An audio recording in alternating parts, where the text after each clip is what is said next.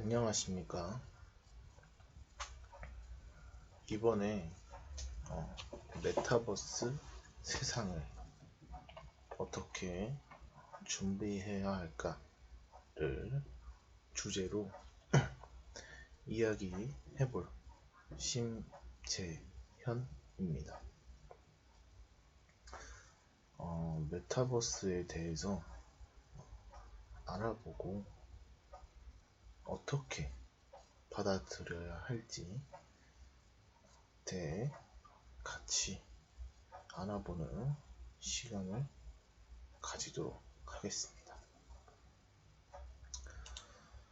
목차입니다. 첫 번째로는 메타버스의 정의에 대해서 알아볼 것이고, 두 번째로는 메타버스의 발전 과정에 대해서 알아보고,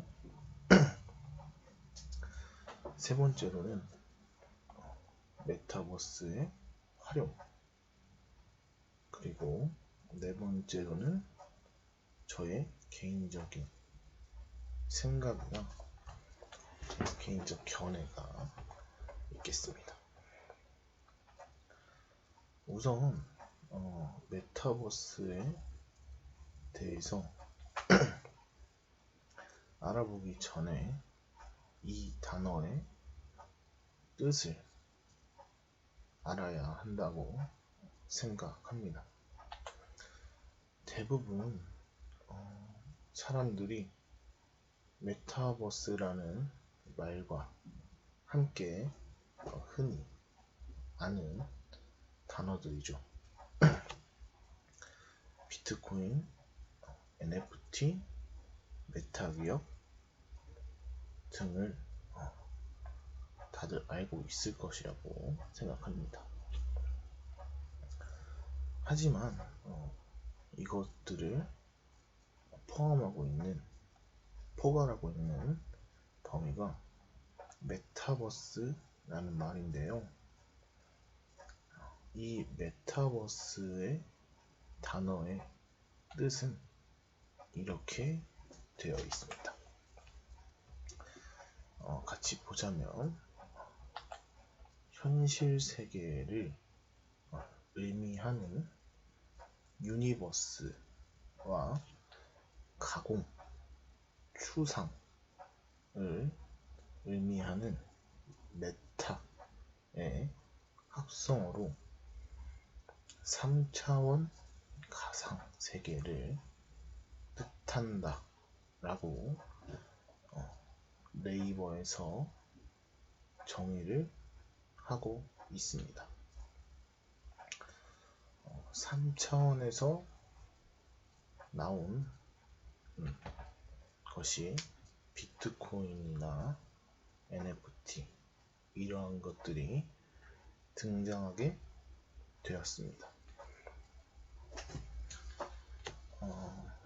메타버스를 잘 알아보기 위해서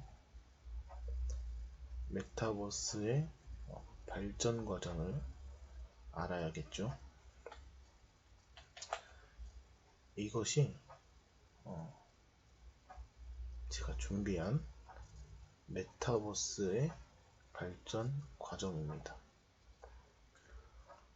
처음으로 시작하는 것은 1991년 인터넷의 탄생입니다. 탄생으로서 사람들이 많이 인터넷으로 자료 검색, 활동, SNS 등을 하기 시작합니다. 요즘 시대에서 인터넷을 쓰지 않는 사물들을 찾아보기 쉽지 않은데요. 이처럼 많이 우리 일상에 들어오게 되면서 안 쓰는 사람이 없을 정도가 되었습니다. 그로 인해서 인터넷 발전은 지금 현재까지도 진행이 되고 있는 것 같습니다. 1992년 메타버스의 시작이라고 할 수 있습니다. 닐 스티븐슨이라는 사람의 소설 스노우 크래시에서 유래가 되었습니다. 닐 스티븐슨은 작가로서 가상현실, 아바타, 메타버스 등을 미리 예측하여 작품을 만들어냈습니다. 그로부터 메타버스라는 말의 시작이 되었습니다. 다음은 1998년 삐머니 등장입니다. 말 그대로 나와 있는 대로 웨이다이가 고안한 분산된 전자 현금 시스템과 익명성을 위한 암호화폐가 나오게 됩니다. 현재의 비트코인의 초기 형태라고 할 수 있습니다. 다음은 2003년 인터넷 기반의 가상 공간이 처음으로 나오게 되는데요. 아까 나온 릴 스티븐슨과 같이 소설에서 등장하는 것이 아닌 디지털 세계에서 등장이 처음으로 된 시기입니다. 세컨드 라이프라는 린드랩이 개발한 대규모의 메타버스형 세계의 초기 형태라고 할 수 있습니다. 다음으로는 요즘도 많이 들어본 비트코인입니다. 2009년 많은 사람들이 흔히 알고 있는 비트코인, 블록체인이라는 기술을 기반으로 만든 온라인에서 사용하는 암호화폐입니다. 현재까지도 많은 인기를 가지고 있는 비트코인이지만 블록체인이라는 기술이 메타버스에서 가장 중요하고 이 기술, 블록체인이라는 기술, 이것은 잠시 후에 같이 알아보겠습니다. 네, 이번에는 2009년부터 현재까지 발전 진행 과정을 이어서 알아보겠습니다. 2009년 블록체인 초기 코드가 출시되게 됩니다. 이것으로 방금 전에 나왔던 비트코인이라는 것이 생기게 됩니다. 블록체인은 P2P 방식으로 관리되는 분산 네트워크의 한 형태입니다.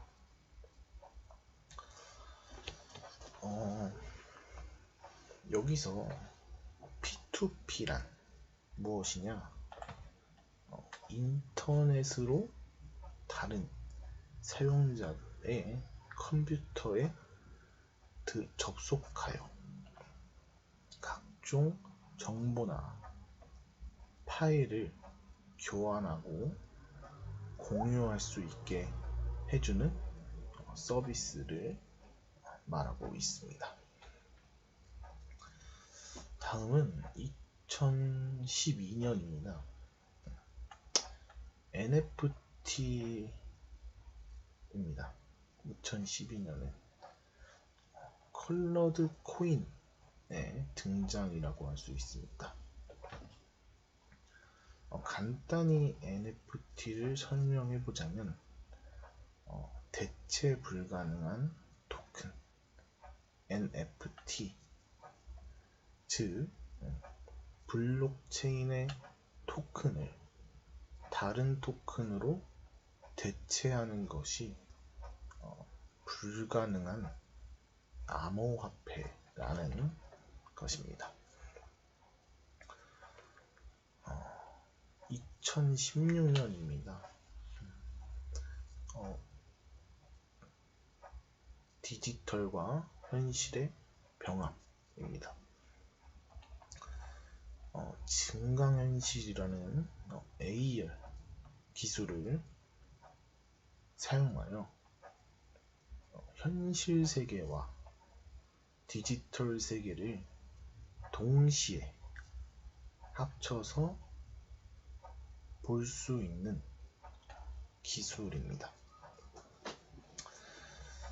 가장 큰 예로는 포켓몬고라는 게임이 출시가 됩니다. 이 게임은 현실 세계를 핸드폰 카메라로 비추게 되면 핸드폰에서 증강현실로 포켓몬이 나오는 방식을 사용하여 디지털과 현실의 병합인 최초의 게임 중 하나라고 할 수 있습니다. 다음은 2021년인데요. 마이크로소프트 메시라는 것입니다. 처음 들어보시는 분들도 있겠지만 이것은 디지털 아바타로 회의에 참여하고 협업할 수 있는 플랫폼 중 하나입니다. 이렇게 2021년에는 상업적으로 전 세계에서 디지털 아바타로 다른 사람들과 만날 수 있는 공간을 만들어서 이용한 큰 사례라고 할 수 있기에 메타버스의 발전 과정 단계에 넣었습니다. 2021년에서 현재입니다. 지금도 역시 메타버스는 현재 진행형으로 발전이 되고 있습니다. 페이스북에서 메타로 사명을 변경한 후 메타버스의 진행형을 알리고 있습니다. 앞으로는 더 많은 사용자, 이용자들이 생길 것이며 이것은 곧 메타버스의 끊임없는 발전 가능성이 생기는 것과도 같다 라고 말할 수 있을 것 같습니다. 이렇게 메타버스의 큰 획을 그은 발전 과정을 알아봤는데요. 세세한 발전 과정들이 많았지만 그 중에 크다고 생각하는 그 과정들을 한번 모아 본 것입니다. 이렇게 메타버스의 발전 과정을 알아봤는데요. 아까부터 블록체인 기술이 계속 나왔습니다. 과연 도대체 무엇이길래 이것으로 암호화폐를 만들거나 메타버스 과정의 한 획을 그었는지 잠시 알아보겠습니다. 메타버스의 핵심 기술이라고 나옵니다. 블록체인. 일단 저는 네이버 지식백과에 따르면 누구나 열람할 수 있는 장부의 거래 내역을 투명하게가 가장 중요하다고 합니다. 투명하게 기록하고 여러 대의 컴퓨터에 이를 복제해 저장하는 분산형 데이터 저장 기술이다. 여러 대의 컴퓨터가 기록을 검증하여 해킹을 막는다 라고 이렇게 정의가 되어 있습니다. 정의가 나온 그대로 블록체인 기술은 저장하는 기술과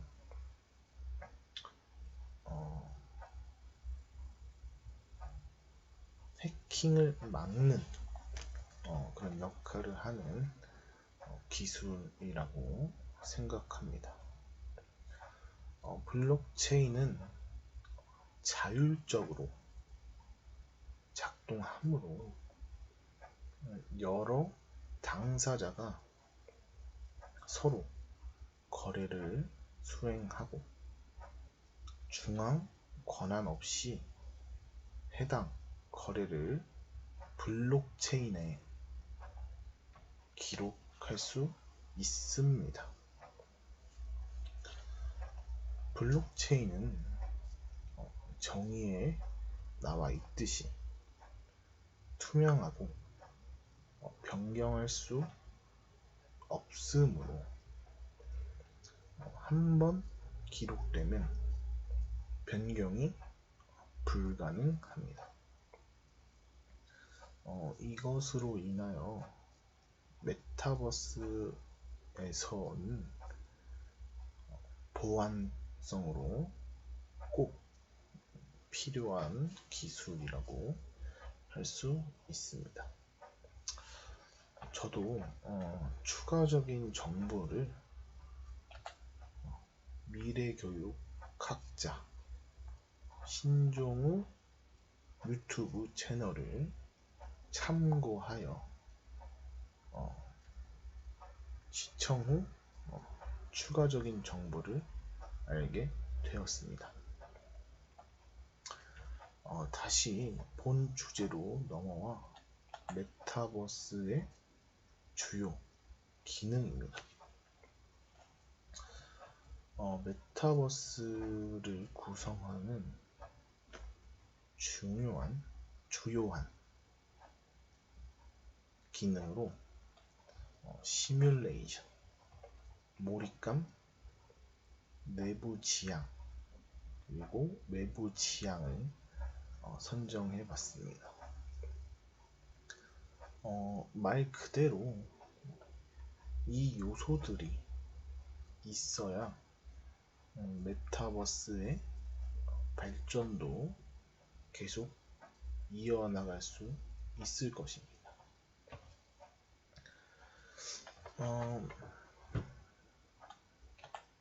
메타버스의 서비스입니다. 주요한 기능에 이어서 메타버스의 가상세계, 라이프로깅, 증강현실, 그리고 미러월드까지 꼽고 있습니다. 메타버스의 4가지 구성으로서 현실, 가상, 내부, 외부로 정리가 되어 있는 것을 확인하실 수 있습니다. 사진에 나오지 않는 미러월드는 현실을 복제한, 그리고 사실적으로 반영한 가상세계를 말하는 것입니다.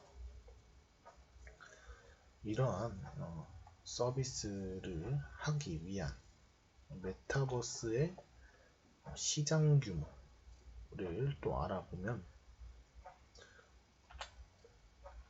많은 회사들이 요즘 메타버스에 뛰어들고 있으며 메타버스 시장이 점점 커져간다고 합니다. 컨설팅 기업에 따르면 메타버스의 시장 규모는 지난해 957억 달러에서 오는 2030년엔 1조 5429억 달러로 성장할 것이라고 예측을 했습니다. 이렇게 시간이 가면 갈수록 시장 규모는 커지게 되고 이용자 수도 많아질 것입니다. 이제 메타버스의 시장 규모까지 알아봤으니 바로 메타버스의 활용을 알아보겠습니다. 이 사진은 아까 발전 과정에서 나왔던 포켓몬고입니다. 이것은 게임이지만 우리 일상에서는 크게 발전할 가능성이 있는 기술입니다. 똑같은 AR 기술을 이용한 이케아 회사에서 만든 이케아 플레이스입니다. 이 앱은 스캐너로 방을 스캔 후 AR 기반으로 가구 배치를 해볼 수 있는 앱입니다. 직접 하지 않아도 앱을 통해서 편의성을 제공받을 수 있는 것입니다. 하지만 AR 기술 현재 좀 제한적이지만 발전 가능성이 엄청나다는 것을 알려주는 시작이 된 것 같습니다. 다음은 VR 기술입니다. VR 장비를 이용하여 눈앞에서 생생히 새로운 세계에 들어가는 것입니다. 가상세계를 현실 세계로 최대한 비슷하게 만들어 활동을 할 수 있는 기술입니다. 현재로서는 게임이나 영상 등 이러한 컨텐츠를 중심으로 사용되고 있지만 이 또한 할 수 있는 일들이 무궁무진할 것이라고 예상이 됩니다.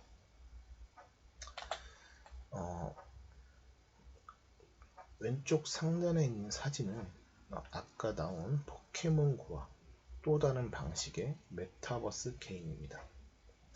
자신이 만들고 싶은 가상 인물을 디자인하여 제작하는 플랫폼인데요. 사진과 같이 개인의 아바타를 만들어 옷과 액세서리 등을 가상의 아이템을 장착시킬 수 있습니다.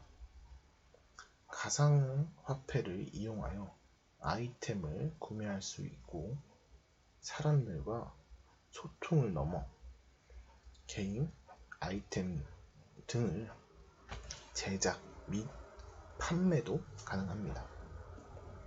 그로 인해서 패션에 관심이 있는 사람들은 많이들 참여하고 옷과 액세서리를 제작하여 수익을 창출하는 등 이러한 활동들을 한다고 합니다.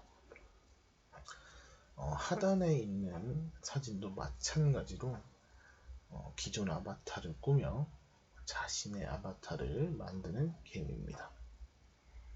이 게임도 가상의 옷을 사고 팔 수 있다고 합니다. 오른쪽 상단의 사진은 흔히 가장 많이 하는 마인크래프트라는 게임입니다. 이 게임 또한 자신의 아바타를 꾸밀 수 있으며 가상세계에서 집도 지을 수 있고 생존까지 하는 게임입니다. 세 가지로만 예시를 들었지만 현재 새로운 가상세계에서 활동하는 사람들이 많아졌으며 앞으로 더 많아질 것이라고 생각합니다. 추가적으로 영남대학교에서 메타버스를 이용해 서로 소통하는 가상세계를 이용하는 반면 순천향대학교에서는 입학식을 메타버스 세계에서 하는 듯한 사례들이 이어지고 있습니다. 대학뿐만 아니라 교육청에서도 메타버스 활용 교육을 추진한다든지 이러한 시대가 오고 있음을 알려주고 있습니다. 하지만 장점이 있으면 당연히 단점도 있겠죠. 가장 큰 문제는 무엇보다 보안입니다. 아무리 보안체계나 업체들이 많다 할지라도 모든 것이 인터넷으로 연결되다 보니 허점도 발생할 수 있고 범죄들도 생길 수 있다는 전문가의 견해가 또 있습니다. 또는 일상에서 미치는 영향은 가상현실과 현실을 구분하지 못하는 사람들도 생길 것이고 아직 발전이 완벽히 안 된 만큼 부작용도 클 거라고 생각합니다. 마지막으로 메타버스를 어떻게 준비해야 할까에 대한 저의 생각으로는 아직 충분히 발전 가능성이 매우 많다고 생각합니다. 메타버스 안에 포괄되어 있지만 아까 잠깐 설명드린 블록체인이나 블록체인 기술로 기반한 암호화폐 이러한 것들이 또 많습니다. 메타버스가 가상세계라는 점으로 많은 인기를 끌고 있는데 무엇보다 개인정보의 보안이라든지 범죄에 연루되는 이러한 사례가 생길 수밖에 없다고 생각합니다. 그래서 이것들을 방지하기 위해서는 메타버스에 대한 이해와 구성 등을 알고 접해야 준비한다고 할 수 있을 것입니다. 준비를 많이 하신 분들도 있지만 많이 모르는 상태로 메타버스에 끼어드는 사람들도 많다고 생각해서 메타버스의 정확한 이해를 하고 그 다음으로 하는 것이 좋지 않을까 하는 생각입니다. 참고 문헌입니다. 이상입니다.